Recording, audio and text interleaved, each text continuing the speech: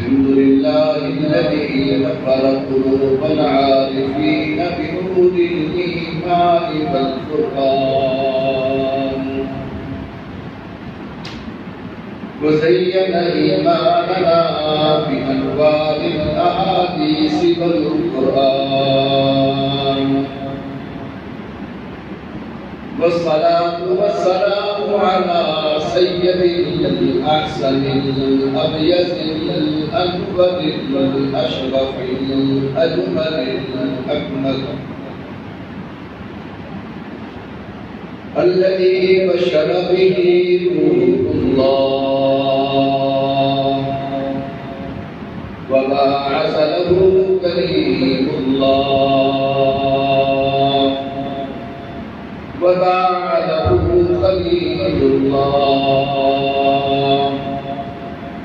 هو مقبول للرحمن عين للأعيان سيدنا محمد المصطفى أحمد المجتبى المقام وشفي الأنام وعلى آله وأصحابه أجمعين أما بعد فأعوذ بالله من الشيطان الرجيم بسم الله الرحمن الرحيم اليوم أكملت لكم دينكم وأتممت عليكم نعمتي ورضيت لكم الإسلام دينا وقال الله تبارك وتعالى في مقام آخر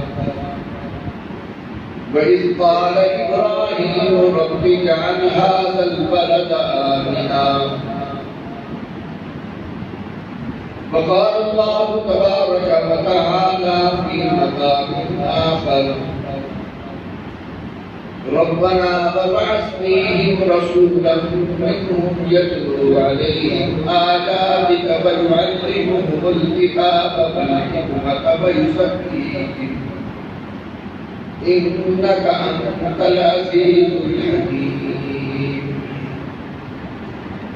وقال النبي صلى الله عليه وسلم يؤم القوم يقرؤون بكتاب الله فإن كانوا في القراءة سواء فأعلمهم بالسنة وإن كانوا بالسنة سواء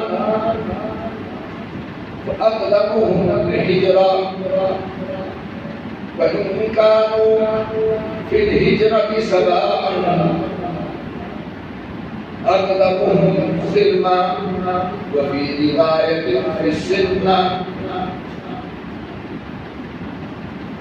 صدق الله مولانا العظيم وبلغنا رسوله النبي الكريم وعلى ما قال ربنا من الشاهدين والشاكرين الحمد لله رب العالمين اللهم صل على محمد وعلى آل محمد كما صليت على إبراهيم وعلى آل إبراهيم إنك حميد مجيد اللهم بارك على محمد وعلى آل محمد كما باركت على إبراهيم وعلى آل إبراهيم إنك حميد مجيد رب اشرح لي صدري ويسر لي أمري واحلل عقدة من لساني يفقهوا قولي سبحانك لا علم لنا إلا ما علمتنا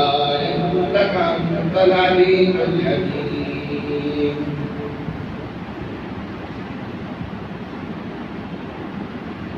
قابل صدر کرام میرے محترم بزرگوں اور دوستوں میری قابل قدر مسلمان ماؤں بہنوں بیٹیوں عزیز بچوں محرم الحرام کا اختتام ہو رہا ہے اور صبر مظفر کی ابتدا ہو رہی ہے آج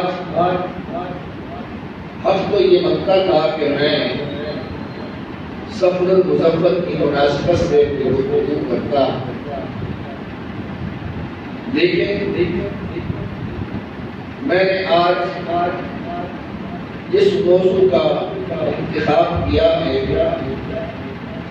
اس موضوع کا تعلق محرم الحرام کے واقعات سے بھی ہے جو گزشتہ جمعات میں نے آپ کے سامنے پیش کیے، اور حالات کے پیش نظر، آج کل کے زمانے کے پیش نظر اس موضوع کی بھی ضرورت ہے۔ وہ موضوع کیا ہے کہ مستحق امامت کون ہے، امامت کا حقدار کون ہے۔ میں نے اسی بنا پر قرآن مقدس کے 3 مقامات سے آیات تلاوت کی اور میرے آقا سرکار دو عالم صلی اللہ علیہ وسلم کے فرمودات میں سے ایک حدیث کا کچھ قصہ میں نے آپ تک پیش کیا ہے۔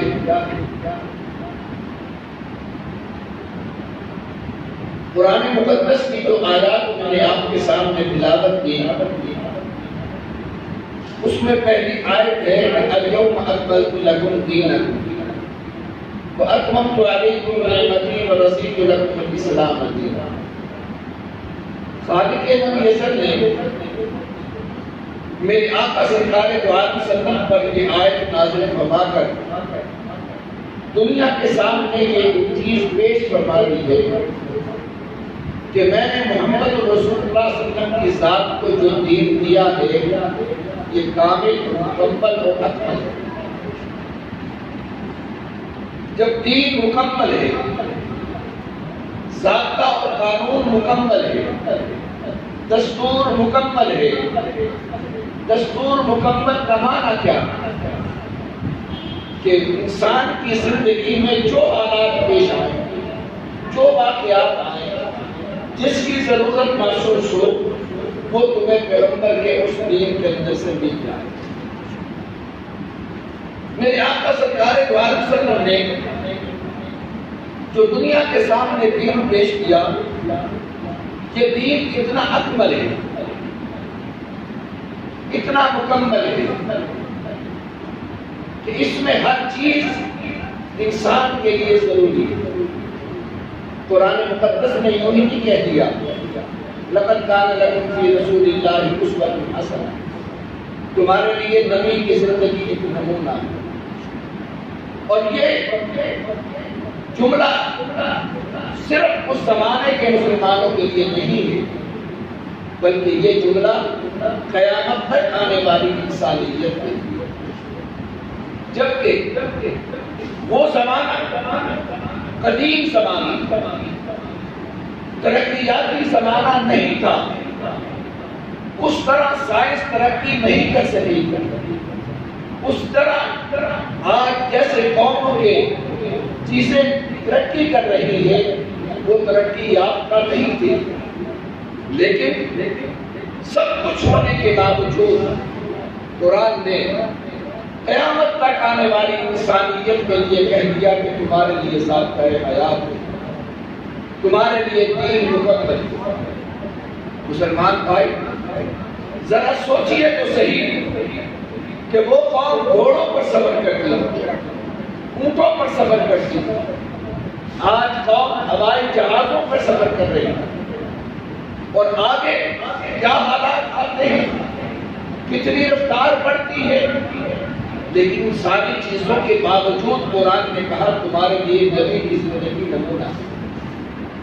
جو پیغمبر کبھی جہاز پہ سفر نہیں کیا، کبھی گاڑی اور کار پہ جس نبی نے سفر نہیں کیا، اس نبی کی ذات، اس نبی کا دین ترقی یافتہ قوموں کے لیے نمونہ بن گیا۔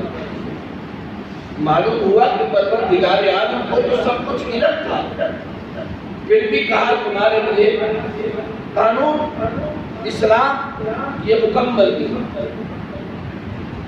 اور میرے بھائی، دین مکمل کیسے؟ اس دین میں آ کر کون سا وہ دین کا حصہ ہے جو ہمیں نہیں پیش کیا؟ بلکہ کچھ کفار نے تو مسلمانوں پر ایک عجیب اعتراض کیا۔ وہ کہتے ہیں کہ ان کا نبی عجیب ہے جس نے پیخانے اور پیشاب کے اور طہارت کے طریقے تک پر پیش کر دیے، اس سے زیادہ اور کیا ہو سکتا ہے؟ تو مسلمان بھائی، میں عرض کر رہا تھا کہ دین ہمارے لیے مکمل، جس دین نے ہمیں نماز کے طریقے سمجھائے، روزے کا طریقہ سمجھایا، اس دین نے ہمیں عبادات کا طریقہ سکھایا، عقائد سکھائے، عبادات سکھائی، اخلاقیات سکھائی، کردار سکھایا، سب کچھ سکھانا۔ لیکن یہ کیسے ہو سکتا ہے کہ اسی طرح مساجد کے کا حق بھی اسلام نے ہمیں پیش کیا کہ مساجد حقیقت میں دیکھا جائے تو میرے آقا سرکار دو عالم صلی اللہ علیہ وسلم اور اسلام کی ابتدا مساجد سے ہوئی۔ مساجد کی حیثیت اسلام کے اندر وہی حیثیت ہے جو آج کے زمانے کے اندر پارلیمنٹ کو ہے، سینٹ کو ہے، وہی حیثیت اسلام کے اندر مساجد کو ہے۔ میرے آقا سرکار دو عالم صلی اللہ علیہ وسلم کی ذات نے مسجد نبوی سے اس مدینہ کی ریاست کا نظام سنبھالا۔ آج دنیا میں کہا جاتا ہے، ہمارے حکمران کہتے ہیں کہ ہم ریاست مدینہ کا نظام لانا چاہتے ہیں۔ تو میں آج بتانا چاہتا ہوں کہ ریاست مدینہ کے اندر اس نظام کیا تھا، وہ آج بتانا چاہتا ہوں۔ ریاست مدینہ میں میرا پیغمبر حکمران کی حیثیت سے، پریزیڈنٹ اور وزیر اعظم کی حیثیت سے اگر وہ بیٹھے ہیں تو مسجد نبوی میں، چیف آف آرمی اسٹاف کی حیثیت سے، سپہ سالار کی حیثیت سے اگر میرا پیغمبر تشریف فرما ہے تو وہ بھی مسجد نبوی کے اندر ہے۔ اگر میرا پیغمبر چیف جسٹس اور قاضی القضات ہونے کی حیثیت سے قوم کے فیصلے کر رہا ہے، وہ بھی مسجد نبوی کے اندر ہے۔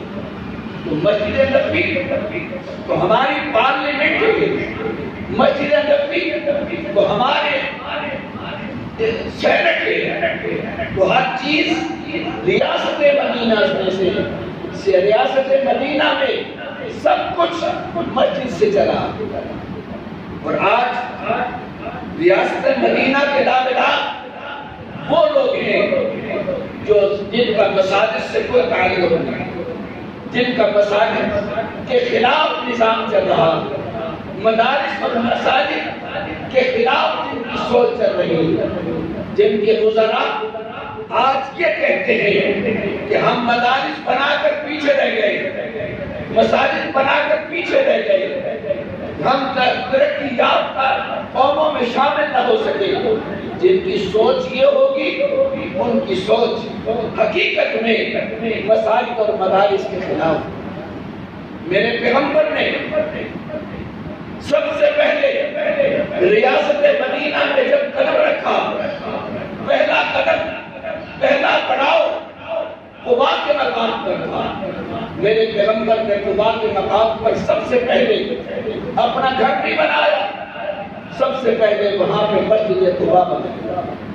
اس کے بعد کچھ دن قیام کرنے کے بعد میرا پیغمبر جب مدینہ میں داخل ہوئے، مدینہ میں داخل ہونے کے بعد ایک مقام پر اپنا پڑاؤ کیا، اور اس کے بعد اس کے بعد آپ نے سب سے پہلے مسجد نبوی کی بنیاد رکھی. اس کے بعد مسجد نبوی کے بنیاد کے بعد میرے پیغمبر نے اسی مسجد کے اندر ایک چبوترا قائم کیا جس پر صفہ کے وہ طالب علم، دین پڑھنے والے وہ طالب علم جو صفہ کے چبوترے پر بیٹھ کر دین سیکھا کرتے تھے.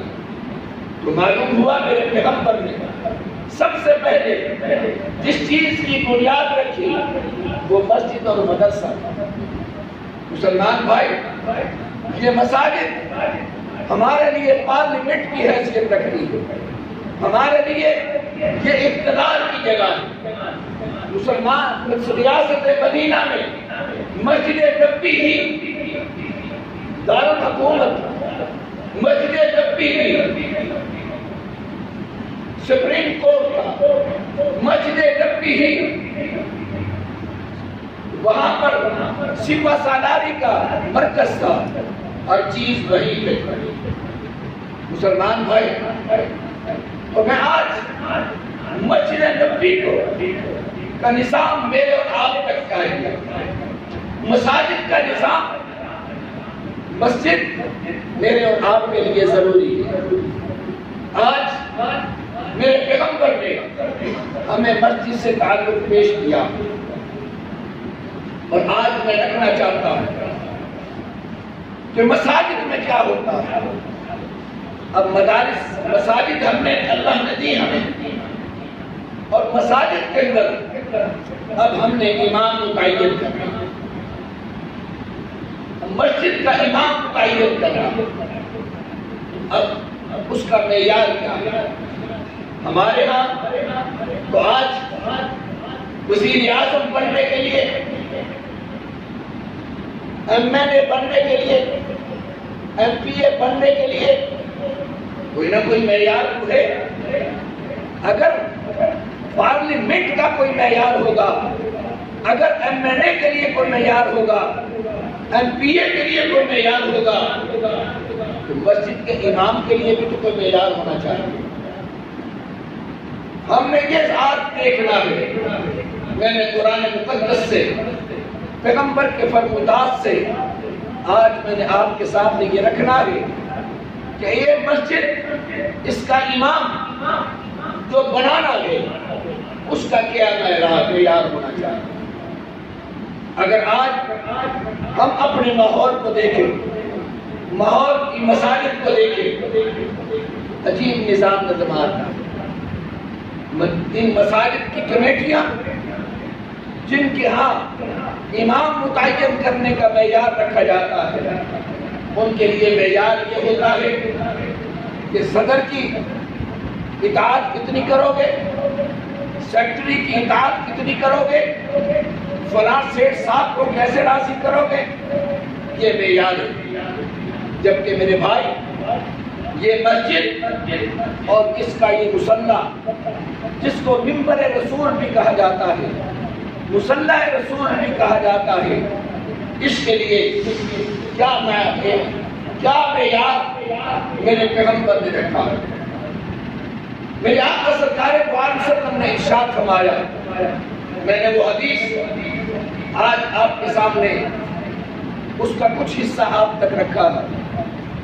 میرے پیغمبر نے ارشاد فرمایا، یوم القوم، مسلمان بھائیوں، قوم کا امام کون؟ قوم کے امام کا معیار کیا ہونا چاہیے؟ یوم القوم، قوم کا امام جو ہوتا ہے اس کا معیار کیا ہونا چاہیے؟ میرے پیغمبر نے ارشاد فرمایا، کیا شرط لگائی؟ پہلے صرف اقراءہم لکتاب اللہ، سب سے پہلے اس مسجد کے مصلی کا جو امام متعین کرنا ہے، جو اس وراثت کا حقدار ہے، اس کے لیے میرے پیغمبر نے ارشاد فرمایا کہ پہلی اس کی صفت یہ ہونی چاہیے، اقراءہم لکتاب اللہ، کہ وہ اللہ کی کتاب کو پڑھنے والا ہو، اللہ کی کتاب کو جاننے والا ہو، اللہ کے کتاب کا علم رکھنے والا ہو. مسلمان بھائی، یہ وہ صفت لگائی ہے۔ ذرا غور تو کیجئے یہ شرط میرے پیغمبر نے کیوں ارشاد فرمائی؟ اس لیے فرمائی کہ میرے پیغمبر کی زبان اطہر نے ارشاد فرمایا العلماء ورثۃ الانبیاء، انبیاء علماء جو ہے کہ انبیاء کے وارث ہیں اور وارث کو ہوا کرتا ہے اس کے لیے وہی پابندیاں ہوتی ہے، وہی معیار ہوتا ہے جو نبی کا معیار ہوتا ہے۔ اب میرے پیغمبر کا معیار کیا تھا؟ اٹھاؤ حضرت ابراہیم علیہ السلام کی وہ دعا، جب رب ذوالجلال کے دربار میں غلاف کعبہ پکڑ کر ابراہیم علیہ السلام نے خدا کے در سے مانگا تھا، میرے پیغمبر کی ذات کو مانگا، کیا کہہ کے مانگا؟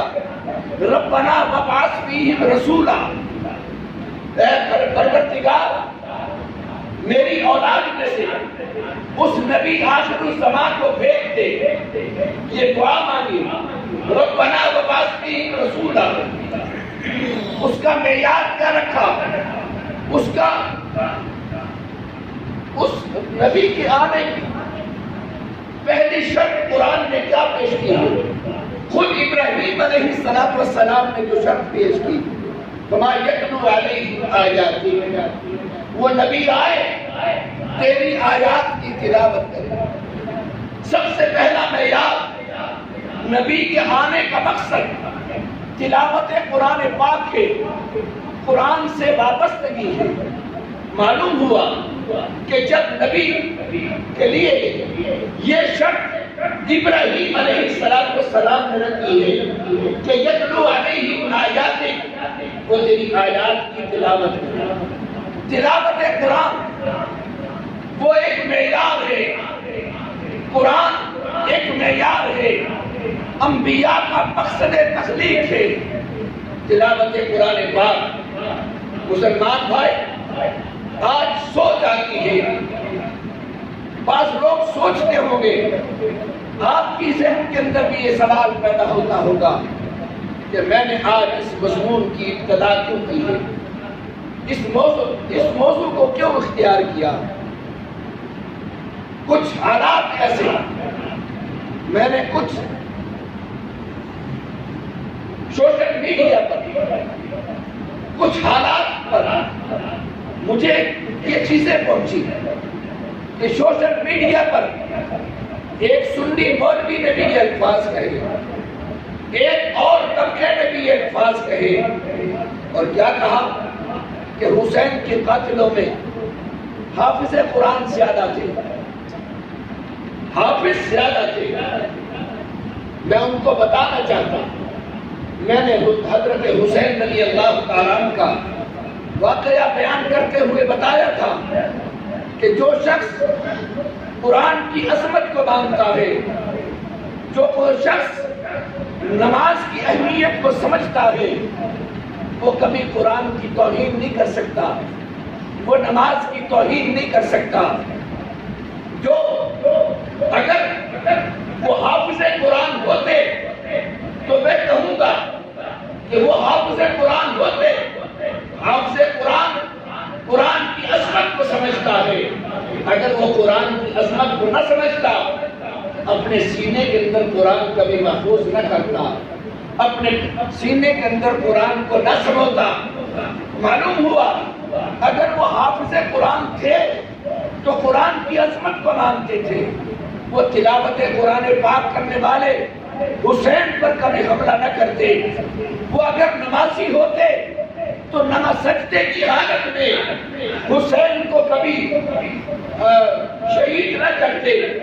معلوم ہوا کہ جو شخص، میرا نظریہ یہ ہے، جو شخص بولتا ہے وہ جھوٹ بولتا ہے، وہ حافظ قرآن نہیں تھے، وہ عالم قرآن نہیں تھے، وہ نمازی نہیں تھے، وہ لوگ غدار تھے، وہ دھوکے باز تھے، لیبل اسلام کا تھا۔ کیا میں آج پوچھنا چاہتا ہوں کہ جو لوگ میرے نبی کے زمانے کے اندر جو منافقین تھے، میں آج حقیقت کہتا ہوں، اٹھاؤ صحابہ کا قول، صحابہ کے قول سن کر میں اور آپ لرز جائیں گے۔ صحابہ کہتے ہیں کہ ہمارے زمانے کے اندر منافقین بھی جماعت کی نماز نہیں چھوڑ سکتے۔ جماعت کی نماز آج کا ہم مسلمان کہلانے والے ہم نمازوں کے اندر غفلت کر جاتے، ہم نمازیں چھوڑ دیتے، جماعت کی تو ہمارے ہاں اہمیت ہی نہیں۔ مسلمان بھائی، اس زمانے کا منافق بھی جماعت کی نماز نہیں چھوڑتا تھا، تو کیا اس کا مطلب یہ ہوا کہ وہ نماز کہاں پڑھ رہے تھے؟ محمد رسول اللہ کے پیچھے پڑھ رہے تھے۔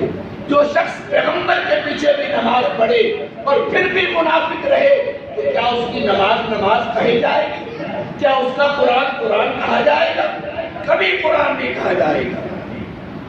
مسلمان بھائی، میرے پیغمبر نے سب سے پہلے مسجد کے امام کے لیے جو شرط پیش کی ہے وہ فرمایا اقرأہم لکتاب اللہ، وہ اللہ کی کتاب کو پڑھنے والا ہو، اللہ کی کتاب کو سمجھنے والا ہو، قرآن سے وابستگی رکھنے والا ہو، قرآن کو سمجھنے والا ہو۔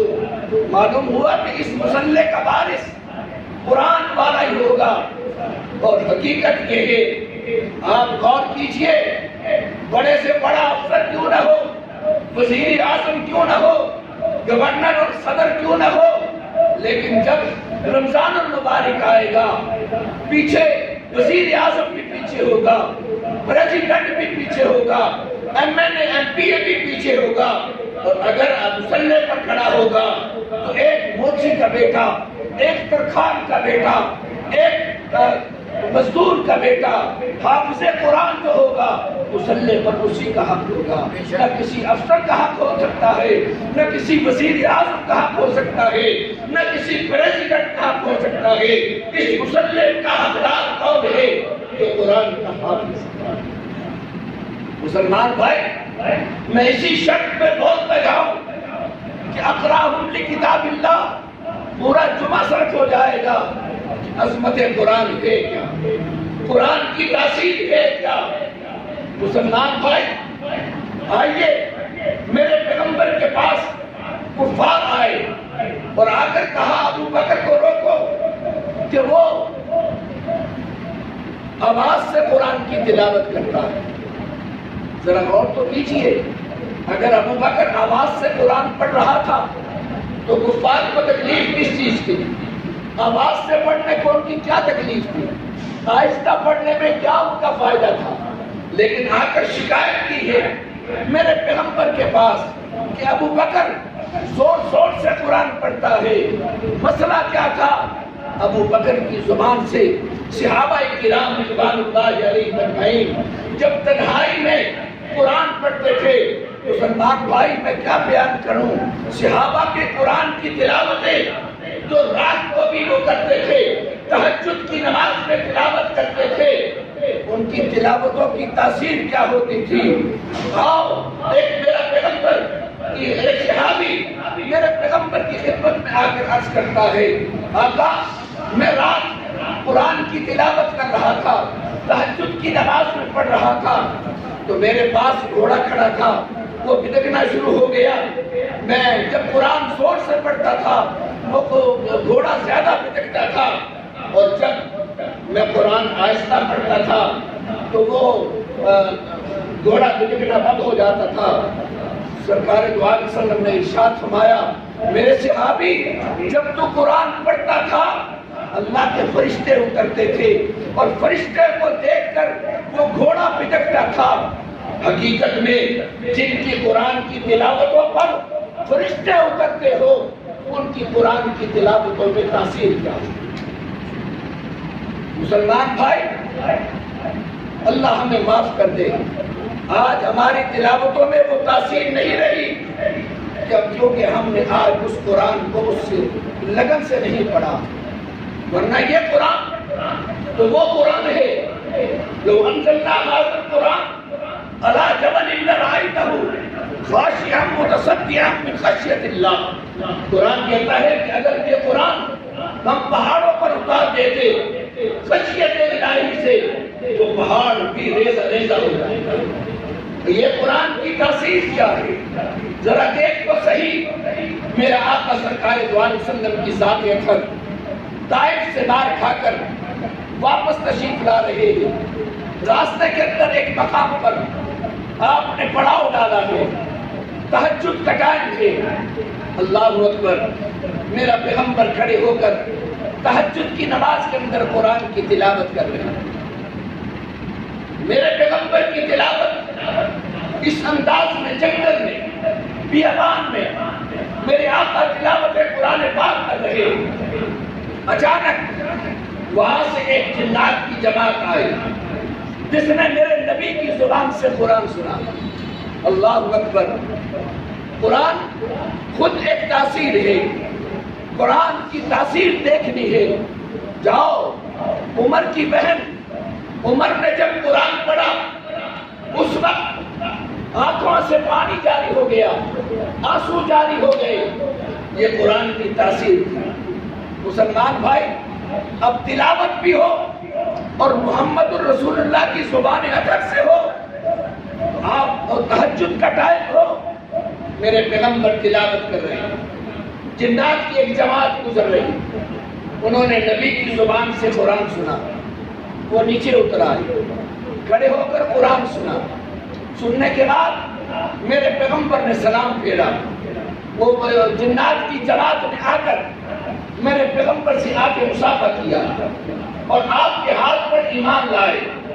ایمان لانے کے بعد وہ جماعت جنات کی جماعت میں گئی۔ میں کوئی کہانیاں نہیں پیش کر رہا، جاؤ 26واں پارہ اٹھاؤ، قرآن کہتا ہے اِنَّا سَمِعْنَا قُرْآنًا عَجَبًا۔ وہ جنات میرے نبی کی زبان سے سن کر کیا کہتے ہیں؟ ہم نے ایک ایسا قرآن سنا ہے، اِنَّا سَمِعْنَا قُرْآنًا عَجَبًا، عجیب قرآن سنا ہے، عجیب کلام سنا ہے۔ یہ فرشتہ وہ جنات بھی متاثر ہوتے ہیں۔ یا قومنا اجیبوا داعی اللہ، جا کر انہوں نے اپنی قوم کو بتایا، اے ہماری قوم، ہم نے عجیب کلام سنا ہے، ہم نے غزلیں بھی پڑھی سنی، ہم نے شعر بھی پڑھے سنے، ہم نے دنیا کے اندر بڑے بڑے کلام سنے ہیں، لیکن قرآن جیسی عجیب کتاب ہم نہیں سن سکتے۔ مسلمان بھائیوں، یہ قرآن کی تاثیر ہے۔ قرآن سب سے پہلے جس کے پاس قرآن ہے وہی نبی کے مصلح کا حقدار ہے۔ میں نہیں کہہ رہا، میرے پیغمبر نے ارشاد فرمایا۔ آج میں آپ تک یہ بات کہنا چاہتا ہوں کہ یہاں پر اس مصلح پر کون حقدار ہے، یہ فیصلہ آپ نے نہیں کرنا، کمیٹی نے نہیں کرنا، کسی محلے دار نے نہیں کرنا، بلکہ اس کا حقدار یہ شرائط رکھو۔ کل پرسوں کی بات ہے، مجھے میرے بیٹے نے آ کر ایک واقعہ بتایا کہ ایک بچہ کسی مسجد میں نماز پڑھانے کے لیے اپنی نوکری تلاش کرنے کے لیے گیا، جا کر ان کے سامنے صدر صاحب کے سامنے پیش ہوا۔ صدر صاحب نے ان کا انٹرویو لینے کے بعد ایک اتنا بڑا پرچہ بتا دیا کہ یہ ہماری شرائط ہے، تنخواہ 6000 ہے، یہ ہماری شرائط ہے۔ ان شرائط میں کیا تھا کہ صدر صاحب کی اجازت کے بغیر کوئی کام نہیں کر سکتے، 5 وقت کی پابندی کرنی پڑے گی، نمازوں کی توجہ کرنا پڑے گا، کتنی لمبی شرطیں رکھنی، اور تنخواہ کتنی ہے؟ 6000۔ شرائط امام کی تو متعین کرتا ہے، کیا متعین اس امام کے لیے شرائط آج کی کمیٹی کو متعین کرتی ہے۔ میں بتانا چاہتا ہوں کہ جب شرائط میرے نبی نے بیان کر دی، میرے پیغمبر کی شرط، پیغمبر نے فرمایا کہ ام القوم اقراہم لکتاب اللہ، مسجد کا امام بننے کے لیے پہلی شرط کیا ہے؟ اقراہم لکتاب اللہ، اس کے پاس کتاب کا علم ہونا چاہیے۔ ہمیں نہیں پتا آج تک کتاب کا علم کیا ہے۔ مسلمان بھائی، اس قرآن کا کمال کیا ہے؟ جب امام قرآن والے تھے ان کی نمازوں میں تاثیر ہوا کرتی۔ یہ قرآن کا علم کیا ہے، اس کا بھی ایک منظر، اگرچہ اس سے پہلے بھی میں آپ تک یہ رکھ سکتا ہوں، لیکن موضوع کی مناسبت سے میں پھر آج اس کے اعادہ کرتا ہوں۔ قرآن نے ایک واقعہ نقل کیا حضرت سلیمان علیہ السلام کا۔ سلیمان علیہ السلام نے جب بلقیس سے خط و کتابت ہو گئی، بلقیس وہاں سے چل پڑی، سلیمان علیہ السلام کو اطلاع ملی کہ بلقیس آ رہی ہے، کیونکہ آپ کے اس ایلچی نے ہدہد نے بتا دیا تھا کہ بلقیس کا تخت بہت خوبصورت بنا ہوا۔ تو سلیمان علیہ السلام اپنی کابینہ کے اندر مشاورت میں بیٹھے مشاورت کر رہے تھے۔ آپ نے اپنی کابینہ سے سوال کیا، مجھے بتاؤ میں وہ تخت یہاں منگوانا چاہتا ہوں، بلقیس آ رہی ہے، اس سے پہلے میں تخت منگوانا چاہتا ہوں، کون لا کے دے گا؟ قرآن اس واقعے کو نقل کرتا ہے۔ قال عفریت من الجن، حضرت سلیمان علیہ السلام کے سامنے ایک جنات میں سے ایک عفریت اس جن کو کہا جاتا ہے جو جنات کے اندر بھی ایک طاقتور قوم ہے، اس کو عفریت کہا جاتا ہے۔ قال عفریت من الجن، اس نے کہا کہ میں لاتا ہوں، میں اس تخت کو لے کے آتا ہوں۔ سلیمان علیہ السلام نے پوچھا کتنی دیر میں لاؤ گے؟ انہوں نے کہا ان تقوم من مقام، میں آپ کا یہ اجلاس ختم ہونا والا، جب تک آپ کا اجلاس چل رہا ہے، اجلاس صبح 9 بجے چلا ہو، 1 بجے ختم ہونا ہو، انہوں نے کہا آپ کے اجلاس کے ختم ہونے سے پہلے میں لے آؤں۔ سلیمان علیہ السلام نے یہ میں قوم جو آج بتانا چاہتا ہوں، جو آج کہتی ہے کہ جنات کے پاس بڑی طاقت ہے، تجھے بتاؤں کہ طاقت کس کے پاس ہے؟ جنات بڑی طاقتور قوم ہے، اللہ نے بہت اختیارات دیے ہیں، لیکن طاقت جنات کے پاس نہیں ہے، طاقت اس انسان کے پاس ہے۔ لیکن انسان دوسرے طاقت میں وہ کیوں بلند ہو گئے، کیوں بڑھ گئے؟ اس کی وجہ کیا ہے؟ تو نے قرآن چھوڑا، نبی کا فرمان چھوڑا، تو نے دین چھوڑا، اللہ کے احکامات چھوڑے، نبی کی سنتیں چھوڑی، جس کی وجہ سے آج تو اولئک کالانعام بل ہم اضل، تو جانوروں سے بھی بدتر ہو گیا۔ اور جب یہی انسان قرآن والا تھا، سنت والا تھا، نبی کا اللہ کے احکامات کو ماننے والا تھا، یہ قرآن یہ انسان نگاہیں اٹھاتا تھا، زمین کے اندر تبدیلیاں آ جایا۔ مسلمان بھائی حقیقت کہنی چاہیے۔ اس نے کہا کہ میں آپ کی مجلس ختم ہونے سے پہلے وہ تخت لا دوں گا۔ سلیمان علیہ السلام نے کہا نہیں، مجھے پہلے چاہیے۔ کون لے کے آئے گا؟ قرآن ہی کہتا ہے قال الذی عنده علم من الکتاب، انہی میں سے ایک شخص بیٹھا تھا جس کے پاس علم کتاب تھا۔ مسلمان بھائی وہ علم کتاب کون سے تھی؟ ذرا غور کر، سلیمان علیہ السلام میرے نبی سے پہلے آئے، میرے نبی سے، اور جو کتابیں پہلے آئی ہے وہ قرآن کا مقابلہ نہیں کر سکتی۔ جو نبی آئے ہیں وہ میرے نبی کا مقابلہ۔ سلیمان علیہ السلام کے پاس جو کتاب تھی وہ قرآن نہیں تھا، اس زمانے کے اندر جو کتاب تھی وہ قرآن نہیں تھا، وہ آسمانی کتاب زبور ہوگی، تو اس آسمانی کتاب کو ہم کتاب اللہ کو کہہ سکتے ہیں لیکن کلام اللہ نہیں کہہ سکتے۔ پہلی تین کتابیں توریت ہے، انجیل ہے، زبور ہے، اس کو ہم کتاب اللہ کہہ سکتے ہیں، کلام اللہ نہیں کہہ سکتے۔ الحمدللہ ہم خوش قسمت ہے، اللہ نے ہمیں وہ کتاب عطا کی ہے جو کتاب اللہ بھی ہے اور کلام اللہ بھی ہے، وہ اللہ کا کلام ہے۔ وہ کتابیں کتاب اللہ تھی، ان پہ سوال آ گیا اور کلام اللہ پہ کبھی سوال نہیں آیا۔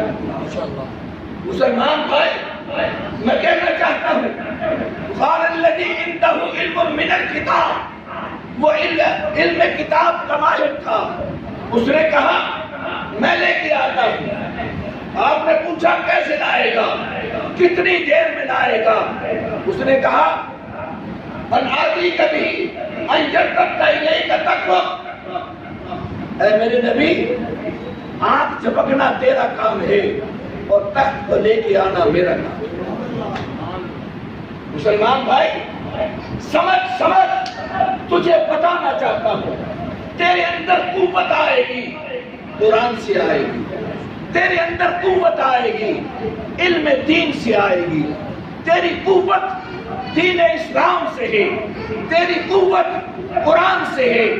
تو دولتوں سے آج قوتیں حاصل کرنا چاہتا ہے، جو دنیا کی تہذیبوں سے تو آج قوت حاصل کرنا چاہتا ہے، بھول گیا ہے آج تو ایٹمی طاقت ہے، تیری ایٹمی طاقت ہونے کے باوجود آج کفر تیرے سے لرزہ براندام نہیں ہے، آج تجھ سے ڈرتا نہیں ہے۔ لیکن ذرا غور کر، آج بھی سپر طاقتیں ہیں، اس زمانے کے اندر بھی سپر طاقتیں ہیں، عمر کے زمانے میں بھی سپر طاقتیں تھی، کیسے وہ کسرا تھے، سب کچھ تھا، لیکن ان کے پاس ترقیاتی نظام نہیں تھا۔ ان کے پاس کیا تھا؟ نبی کا قرآن تھا، ان کے پاس کیا تھا؟ نبی کی سنتیں تھی، ان کے پاس کیا تھا؟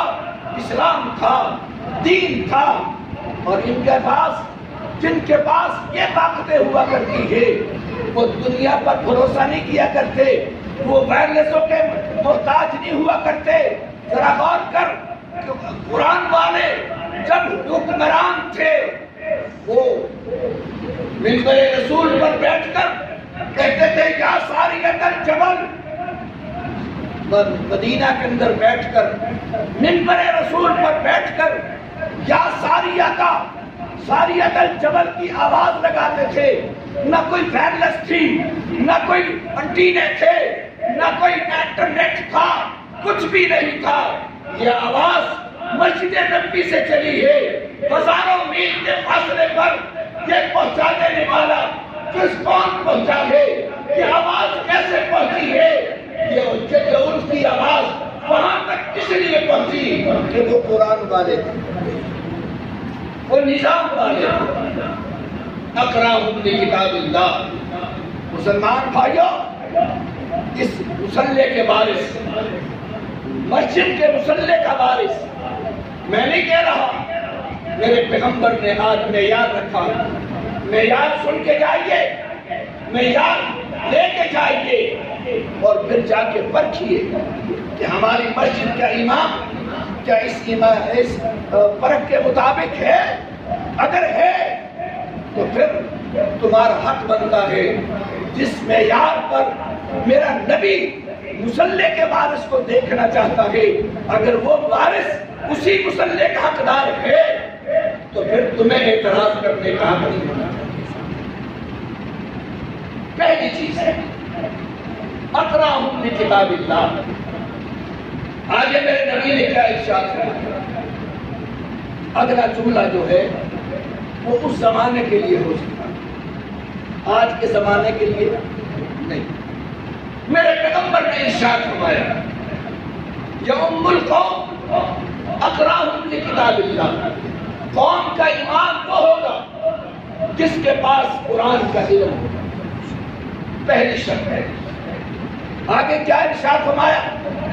فَإِنْ كَانُوا فِي قِرَاءَةٍ سَوَاءٌ،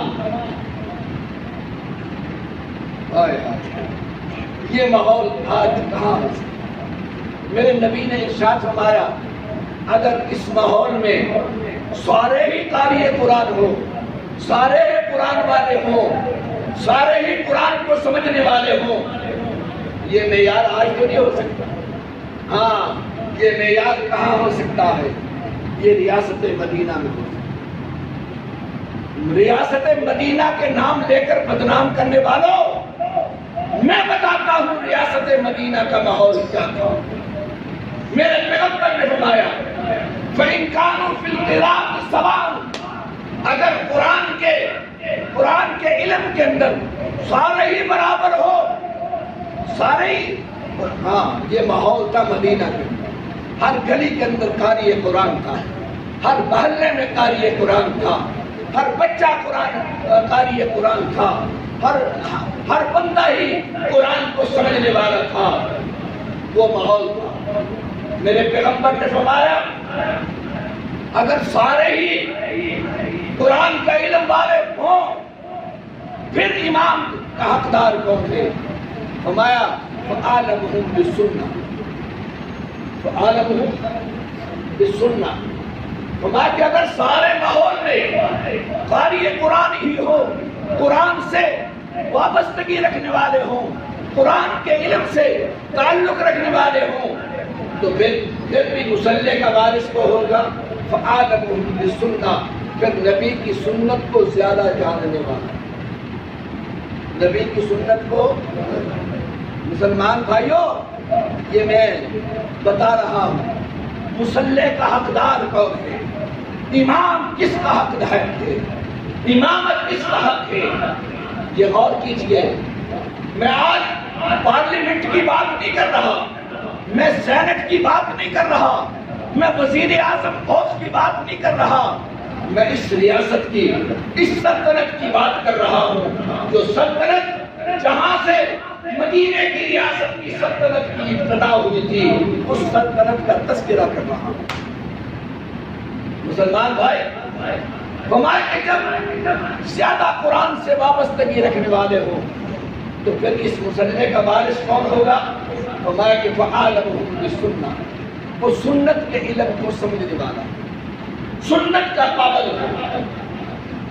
اللہ ہمیں معاف کر دے، کمزوریاں ہیں ہم نے، یا تو ہمارے حالات کے، مساجد کے امام وہ رکھے جاتے ہیں جو کمیٹی کو پسند ہو، جو صدر کا ہنچی کرنے والا ہو، جو سیکٹری صاحب کا خصوصی ہو، اس کو کچھ آتا ہو کہ نہ آتا ہو۔ بعض دفعہ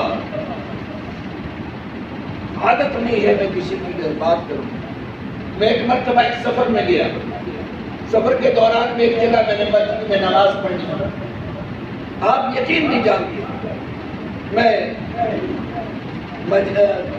جماعت میں کھڑا ہو گیا، میری نظر امام صاحب کے مصلی پر گئی، یقین جانیے اس امام صاحب کی شلوار جو تھی وہ ٹخنوں سے نیچے تھی، ایڑیوں میں پڑی۔ اب جس امام کو یہ نہیں علم ہے کہ یہ کیا، یہ چھوٹے سے مسئلے، اور ہمارے ہاں بھی عجیب سوچ ہے، ہم سمجھتے ہیں کہ یہ گناہ ہے صرف نماز میں گناہ ہے۔ مسلمان بھائی یہ گناہ صرف نماز میں نہیں ہے، یہ اپنی شلوار تہمت ٹخنوں سے نیچے رکھنا، میرے پیغمبر نے کچھ برائیاں ایسی ہیں جن کے لیے انتہائی سخت وعید فرمائی۔ وَيْلٌ لِكُلِّ ہُمَزَةٍ لُمَزَةٍ، دولت جمع کرنے والوں کے لیے میرے قرآن نے کیا کہا؟ ہلاکت کا اعلان۔ ویل کا لفظ ہے قرآن ہے، ویل علماء نے لکھا ہے اس کا معنی ہلاکت ہے، اور ویل کا معنی فرمایا کہ جہنم کے اندر ایک وادی کا نام ویل، وہ ان کے لیے قرآن نے اور نبی کے فرمان نے کچھ گناہوں کے لیے یہ ویل کا لفظ کیا ہے۔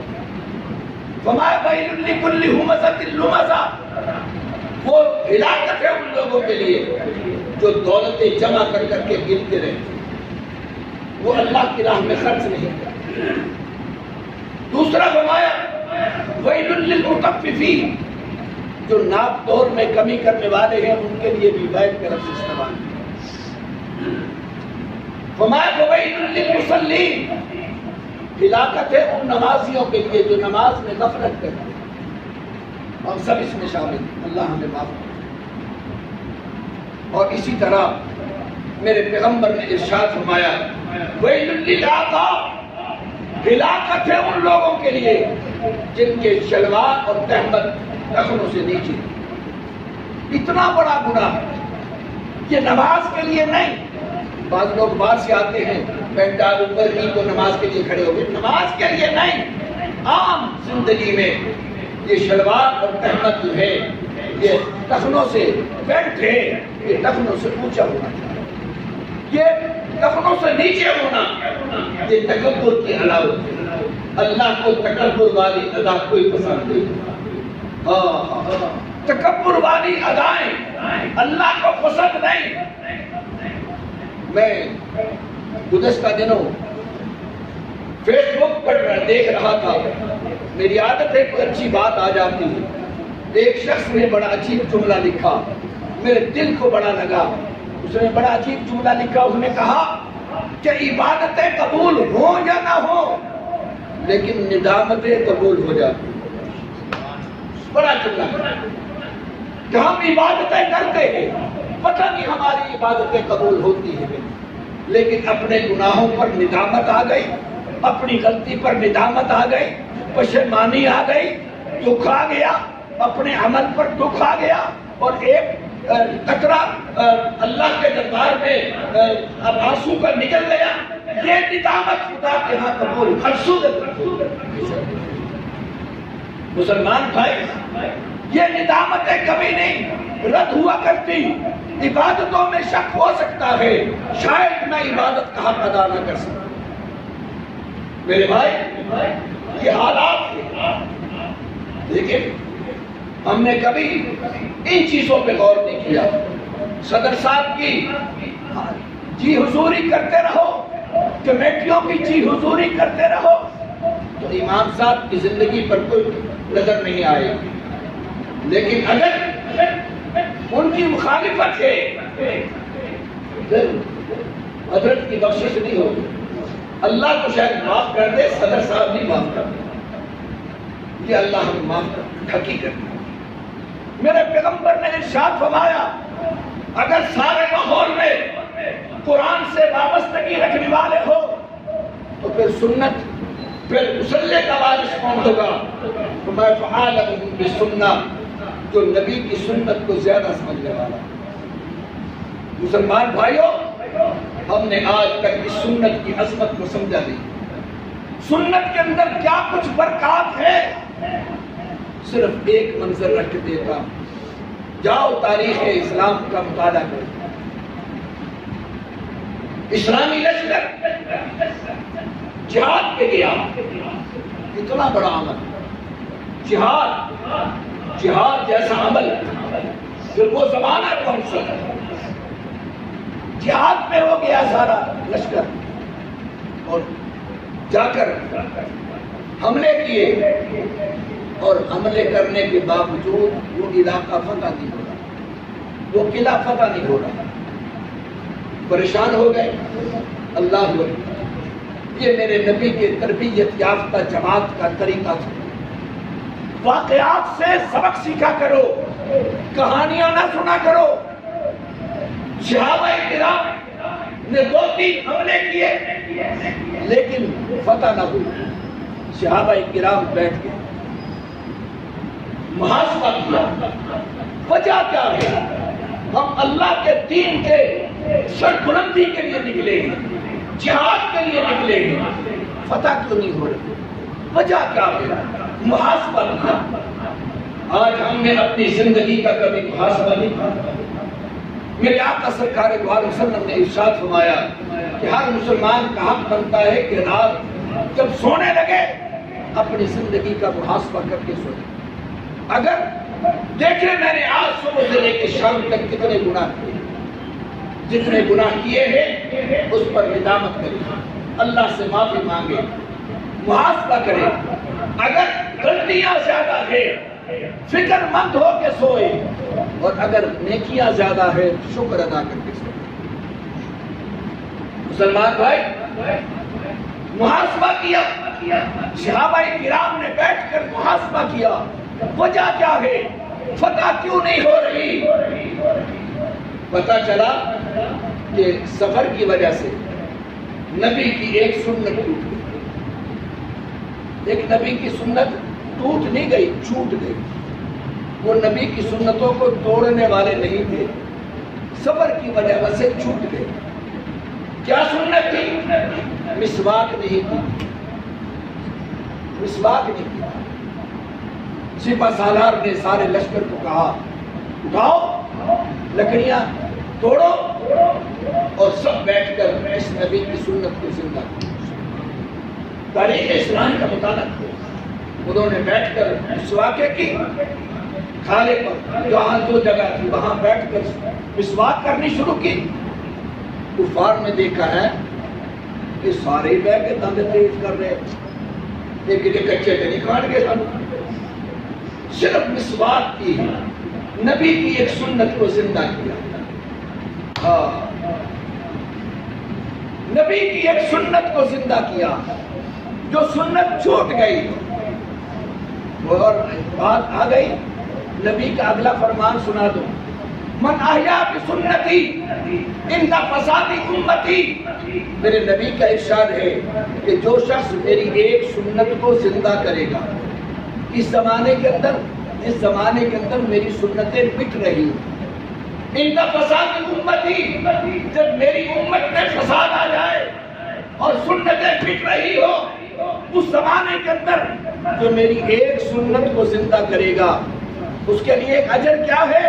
فَلَهُ أَجْرُ مِئَةُ شَهِيدٍ۔ میرے نبی نے ارشاد فرمایا اس کے لیے 100 شہیدوں کے برابر ثواب۔ ہم نے سنتوں کی قدر نہیں کیا، سنتیں سمجھے نہیں، نبی کی ایک ایک سنت پر کیا ملتا ہے، اور کاش ہمیں یہ پتہ چل جائے۔ لیکن یہ قدر کب ہوگی؟ جب ہمیں نبی سے پیار ہو جائے۔ جب کسی سے پیار ہو جایا کرتا ہے اس کی اداؤں سے بھی پیار ہو جاتا ہے۔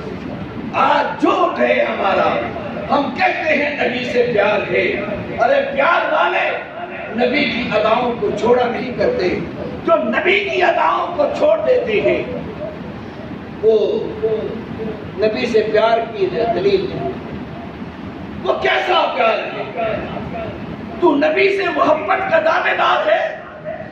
ذرا اپنے جسم کا جائزہ تو لے کے دیکھ، تیرے نبی کے اس جسم پر نبی کی کتنی سنتیں ٹوٹ رہی ہیں۔ اللہ اکبر، خدا کی قسم، اب ربیع الاول آئے گا، آ رہا ہے، ساری قوم عشق کے بڑے دعوے کرے، جھنڈیاں لگائے گی، بڑا کچھ کرے گی، جھنڈیاں لگا لے گی، کمکمے لگا لے گی، گھروں کو سجا لے گی، لیکن نبی کی اس سنت کو کوئی زندہ نہیں کرتا۔ کیسا پیار ہے؟ اگر تجھے پیار ہے، میں تو کہا کرتا ہوں کہ ان کمکموں پر، ان جھنڈیوں سے نبی راضی نہیں ہوگا۔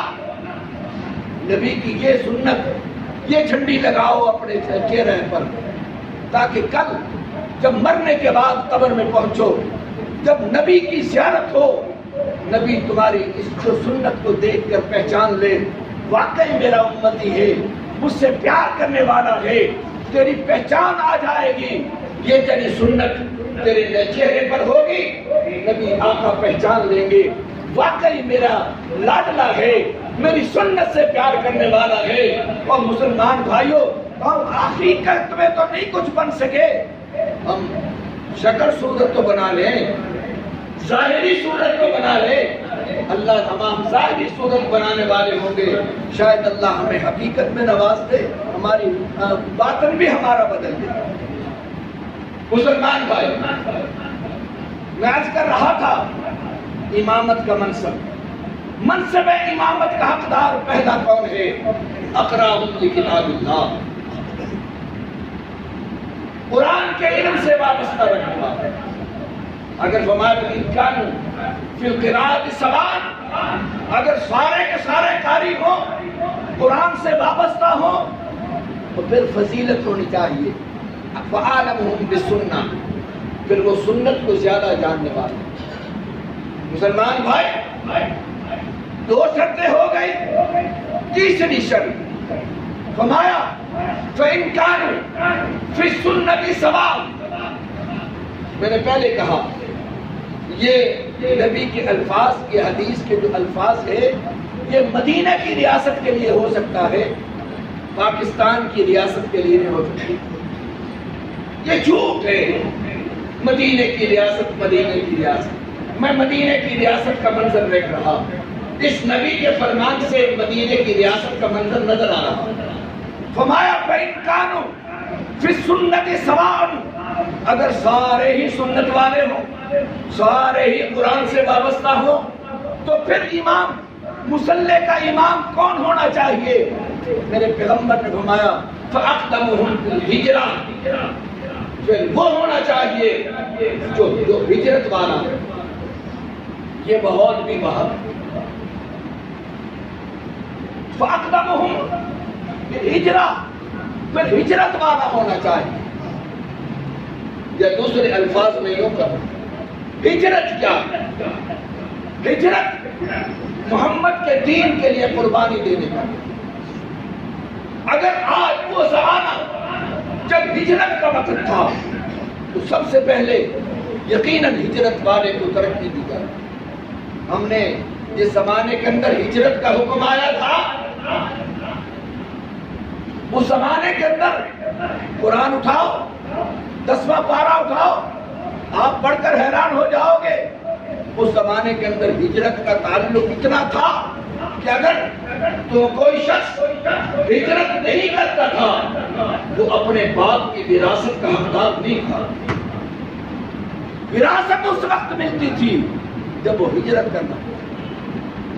لیکن مسلمان بھائی، آج تو ہجرت والا تعلق نہیں، لیکن آج اگلی بات علماء نے لکھا ہے کہ فَأَقْدَمُ مِنْ ہجرت، ہجرت کرنے والا ہو، یوں سمجھیے کہ اگر سارے قاری قرآن ہو، سارے سنت کو سمجھنے والے ہو، تو پھر اس وقت تیسری شرط یہ ہے کہ پھر مصلی کا وارث کون ہے؟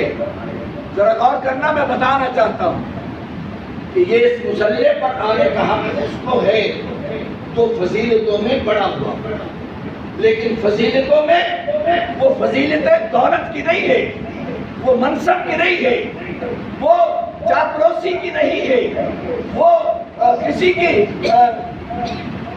چوری چوکے نہیں ہوتی، نہیں، فضیلت دین میں۔ مصلی پر وارث ہجرت ہے، فرمایا جس نے دین کے لیے زیادہ قربانی دی۔ مسلمان بھائی، مجھے پھر آج کہنے کی حقیقت میں دیکھا جائے، یہی اسی منصب کے مطابق میرے نبی کے بعد، میرے نبی کا مصلی پر آنے والا ابو بکر صدیق، جو صحابہ میں سے اقرأہم لکتاب اللہ تھا، جو سنتوں کے مطابق 10 سال صحابہ کرام سارے قرآن سے وابستہ تھے، اور مصلی پر میرے پیغمبر نے ابو بکر کو کیوں کھڑا کیا؟ اس لیے کہ ساروں سے قرآن سے زیادہ آگے رکھنے والا تھا، قرآن کو سمجھنے والا تھا، قرآن کا علم رکھنے والا تھا۔ پھر کیونکہ سارے قرآن سے وابستہ تھے، ابو بکر وہ شخصیت ہے جو نبی کی ایک ایک سنت پر عمل کرنے والا تھا۔ ہاں، کون کون سی سنتیں میرے نبی ابو بکر نے چھوڑی ہے؟ فرمایا اگر سارے سنت پہ عمل کرنے والے تو بہت، سنت پہ عمل کرنے والے صحابہ کرام تو تلاش کرتے ہیں، وہ سنت کے پابند کتنے؟ اٹھاؤ تاریخ حضرت عبداللہ بن عمر رضی اللہ تعالیٰ عنہ، عمر کا بیٹا سنت کا پابند کتنا، اپنے دوستوں کے ساتھ جا رہے ہیں، راستے کے اندر ایک مقام پر جا کر کہا آپ ٹھہرو، وہ ٹھہر گئے، علیحدہ گئے، جا کر پیشاب کی حالت میں بیٹھے، اٹھ کر واپس آ گئے۔ ساتھیوں نے دیکھا تو وہاں پر پیشاب کے اثرات کوئی نہیں تھا۔ آپ نے پوچھا، ساتھیوں نے پوچھا حضرت آپ تو پیشاب کرنے گئے تھے، وہاں تو کوئی نشان نہیں ہے۔ کہا مجھے پیشاب آ نہیں رہا تھا۔ کہا پھر گئے کیوں؟ کہا ایک دن میں اپنے آقا کے ساتھ یہاں سے جا رہا تھا، اس مقام پر میرے نبی نے پیشاب فرمایا تھا، تو میرا جی چاہا کہ میں آج نبی کی سنت کو زندہ کروں، میرا پیشاب آ نہیں رہا تھا، میں اس حالت میں جا کر بیٹھ کر اٹھ کے آ گیا نبی کی سنت کو زندہ کر۔ سبحان اللہ، یہ تھا عاشقوں کا کردار۔ اس کا نام ہے عشق، اس کا نام ہے محبت رسول، اس کا نام ہے عشق رسول، اس کا نام ہے پیار رسول۔ یہ کون سا عشق ہم لے کے بیٹھے ہیں کہ مرضی اپنی کرتے جاؤ، زندگیاں اپنی مرضی سے گزارتے جاؤ، اور عشق کا لیبل لگا کر قوم کو دھوکہ دیتے چلے جاؤ۔ کوئی اس کا نام عشق نہیں ہے، محبت رسول اس کا نام نہیں۔ محبت رسول کا نام اگر دم بھرنا ہے تو پھر اپنی زندگیوں میں نبی کی نیک اداؤں کو اپنانے والے، اس کا نام پیار ہے۔ مسلمان بھائی اٹھائیے، ہمارا تو اقدمہم بالہجرہ، پھر وہ ہجرت میں آگے نکلنے والا ہو۔ مسلمان بھائی سب سے پہلے جنہوں نے قرآن نے بھی کیا کہا، والسابقون الاولون من المہاجرین والانصار، سابقون الاولون۔ دیکھیے میں دو نوجوانوں کو کہتا ہوں، بیٹا آپ نے دوڑ لگانی ہے، جو سب سے پہلے نکل جائے گا جب وہاں پہنچے گا وہ اول آئے گا۔ اب جب میں نے اعلان ان کو اجازت دی، اب وہ دونوں دوڑ گئے۔ جب وہ دونوں دوڑے، یہ ہے سبقت کرنے والے، بھاگنے والے۔ جس نے جا کر پہلے ہاتھ لگا دیا وہ کون آئے گا؟ وہ اول آئے گا۔ سبقت کرنے والے تو سارے صحابہ تھے، بلکہ نہیں، سبقت کرنے والے تو وہ چار تھے۔ حضرت خدیجہ تھی، حضرت علی تھے، حضرت زید تھے، جنہوں نے سب سے پہلے اسلام قبول کیا، اور چوتھے ابو بکر تھے۔ یہ چار سبقت والے تھے، لیکن اول کون آیا؟ ابو بکر آیا۔ ابو بکر آیا، فَأَقْدَمُهُمْ بِالْحِجْرَةِ، جو آگے بڑھنے والا ہو ہجرت میں سب سے پہلے۔ ہجرت تو سب نے کی ہے، لیکن ہجرت میں جو سبقت، جو اول نمبر پہ آیا، جو ہر ایک نے سے ہجرت کی، ان کے حصے میں سجدہ آیا۔ ابو بکر کے حق میں ساجد آیا۔ ابو بکر کے حصے میں کون آیا؟ ساجد آیا۔ ہجرتیں تو عمر نے بھی جرأت سے کی، ہجرتیں تو سب نے کی، لیکن جو ہجرت ابو بکر نے کی ہے ویسی ہجرت آج تک کوئی کر نہیں سکتا۔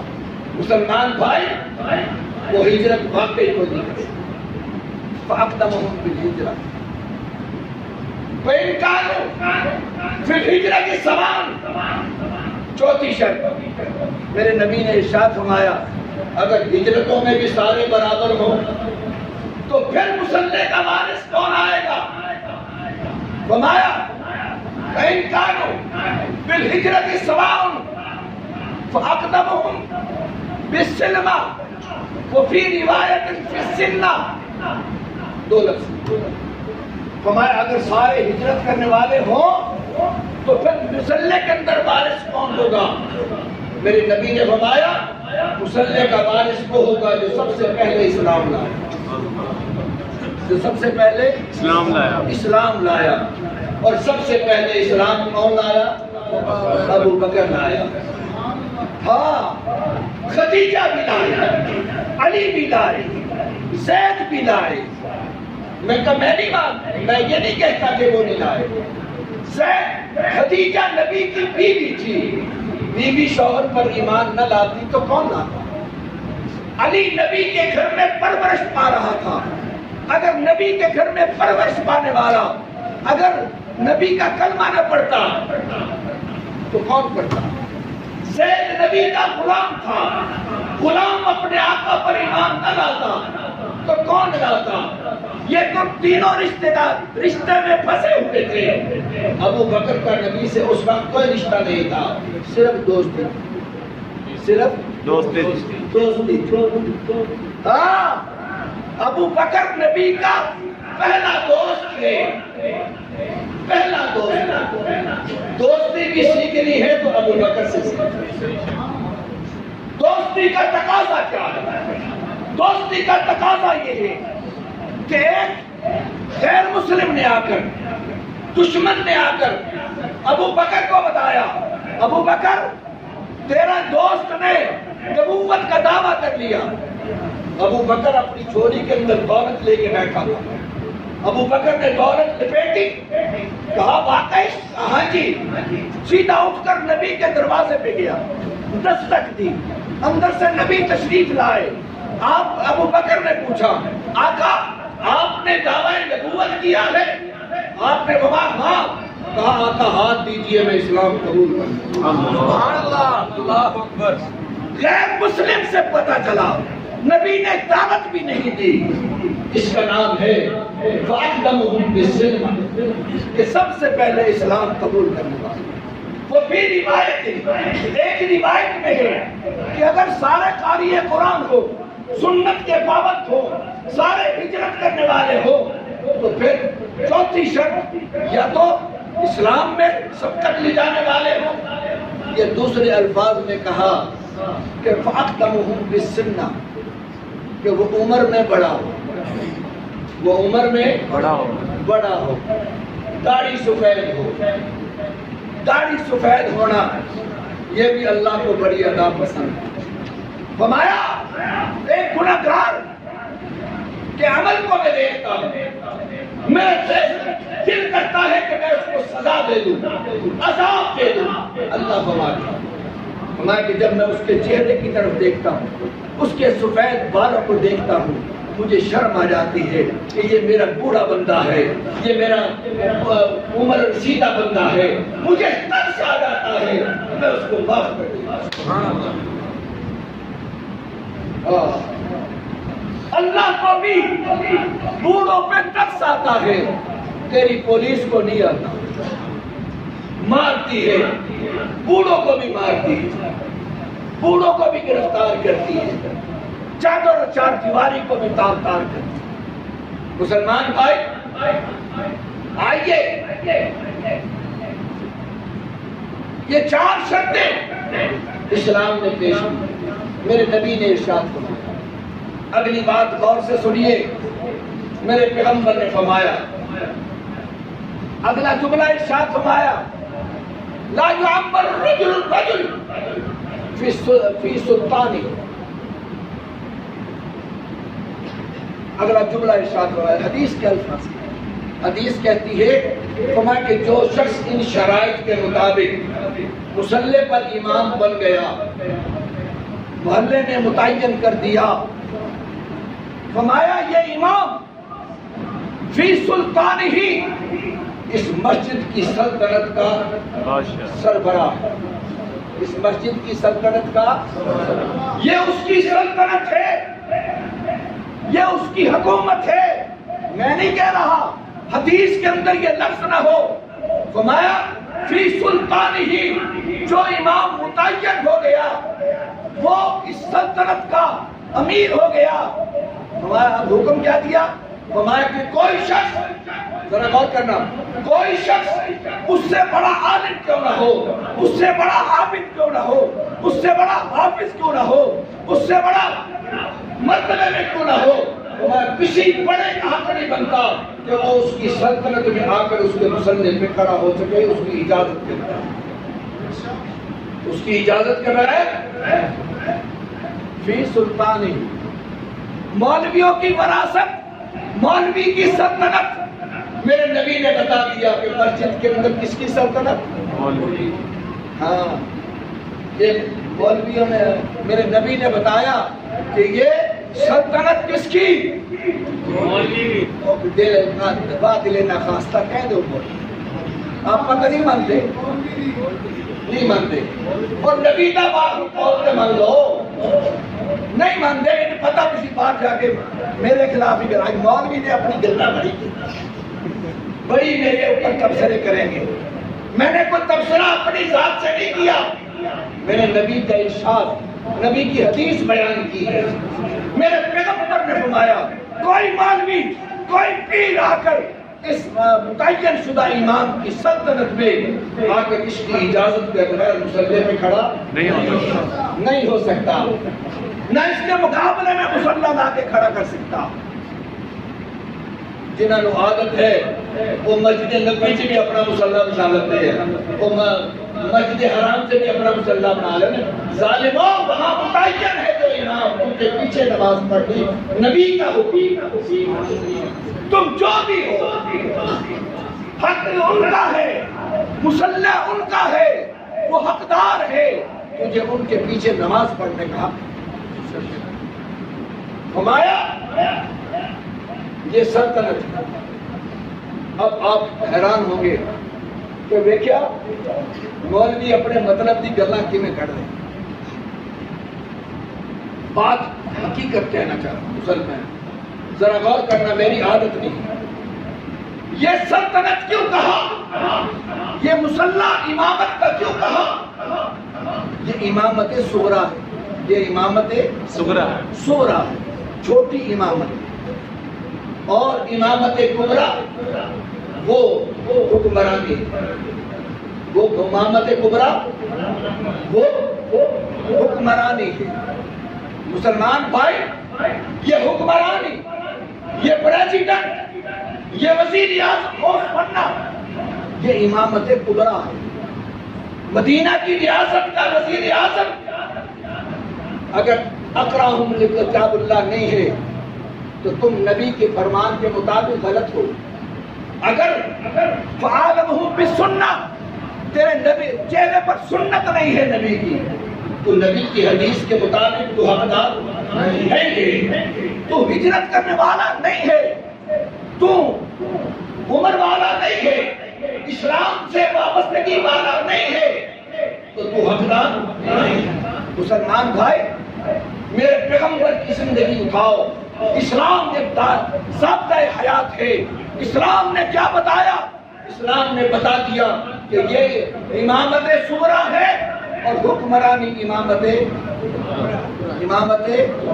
کبریٰ ہے، وہ بڑی امامت ہے۔ یہی وجہ تھی کہ میرے پیغمبر نے سارے صحابہ کے ہوتے ہوئے کہا تھا مروا ابا بکر فلیصلی بالناس، لوگوں ابو بکر کو حکم دو کہ وہ میرے مصلی پر میری زندگی میں کھڑا ہو کے نماز پڑھائے۔ کیوں؟ یہ ساری کی ساری شرطیں ابو بکر کے اندر موجود۔ پیغمبر نے امامت کبریٰ بھی اسی کو دی جو امامت صغریٰ کا حقدار تھا۔ امامت صغریٰ پر جس کو منصب پر متعین کیا اسی کو امامت کبریٰ کا حقدار قرار دیا۔ اس کے بعد ابو بکر نے پھر عمر کا انتخاب کیا، عمر اس کا حقدار تھا۔ عمر نے پھر حضرت عثمان کو متعین کیا، یہ اس کا حقدار تھا۔ یعنی جو امامت صغریٰ پہ آتے گئے وہی امامت کبریٰ پہ آتے گئے۔ جو شرائط امامت صغریٰ کے ہے وہی شرائط امامت کبریٰ۔ آج کے بعد میری قوم سہل بناؤ، اگر تم نے اپنا سربراہ متعین کرنا ہے، اپنا لیڈر متعین کرنا ہے، چھوڑیے میری بات کو، چھوڑیے برادری کی بات کو، چھوڑیے پارٹیوں کی بات کو، صاحب آگے رکھیے میرے نبی کے فرمان کو۔ یہ 4 شرطیں جس کے اندر مل جائے اس کو لیڈر مان لو، اس کو سربراہ مان لو، اس کو عزت دو، اس کو امامت صغرا بھی دے دو، ان کو امامت کبرا بھی دے دو۔ یہ حق ہے مسلمان بھائیوں۔ اور اگر تم اس راستے سے ہٹ جاؤ گے، تم پارٹیوں کے مقائدین ہو جاؤ گے، تم برادریوں کے پیچھے لگ جاؤ گے، پھر نتیجہ کیا ہوگا؟ پھر یہی ذلت ہوگی، یہی رسوائی ہوگی، یہی لوگ ہوں گے جو تیرے دین کو بھی برباد کریں گے۔ پھر تمہیں نتیجہ ملے گا، پھر تم حقدار نہیں ہوگے، پھر تمہیں امن نہیں ملے گا، پھر تمہیں سکون نہیں ملے گا۔ سکون لینا چاہتے ہو ان شرائط کو پورا کرو۔ مسلمان بھائی، یہ میں نے مختصراً آج امامت صغرا کی یہ شرائط رکھی ہے، اسی شرائط کو سامنے رکھ کر امامت کبرا کا فیصلہ۔ مسلمان بھائی، میں نے ان شرائط کے اندر ایک شرط رکھی، پھر ہجرہ، اسلام کے لیے قربانی دینے والے آگے ہوگا، اور اسلام کی تاریخ اٹھاؤ، جنہوں نے قربانیاں دی ہے ان کو اللہ نے ہمیشہ عزتیں دی، خدا نے بھی عزت دی ہے، نبی نے بھی عزت دی۔ الحمدللہ ہم بھی اس لائن پہ چلیں گے، قربانی دینے والے بنیے لیکن دین پہ۔ میں نے گزشتہ جمعے میں اعلان کیا تھا کہ ہماری انشاءاللہ